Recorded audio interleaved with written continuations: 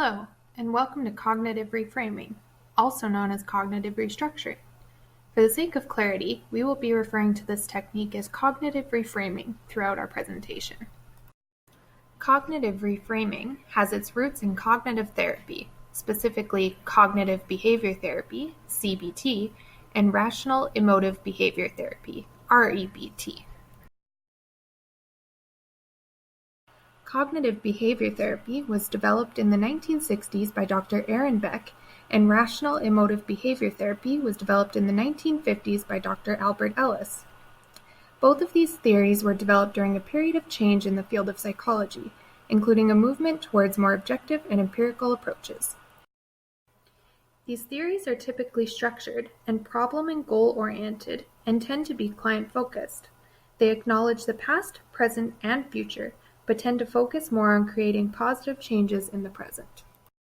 Cognitive therapy was initially developed for use with people experiencing depressive symptoms, but has since been adapted for use with many different disorders, including anxiety disorders and eating disorders. One main assumption of cognitive therapy is that our thoughts influence our emotions and actions, and it is further assumed that problematic behaviors are the result of maladaptive schemas.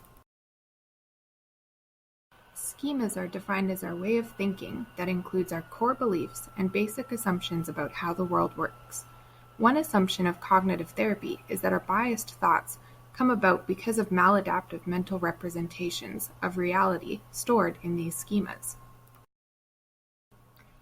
Cognitive behavior therapy and rational emotive behavior therapy both emphasize the role of cognitions in dysfunctional thinking and work to target a client's thoughts and beliefs.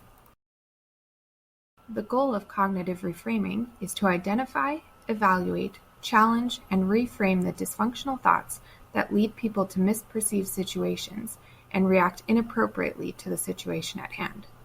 Cognitive reframing attempts to modify a client's perceptions of events in order to bring about positive behavioral change and more realistic and appropriate responses.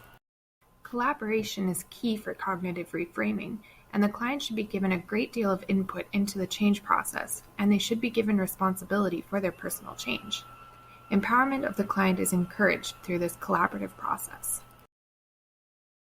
The ultimate goal of this technique is that the client will be able to identify and evaluate their own thoughts in their everyday lives.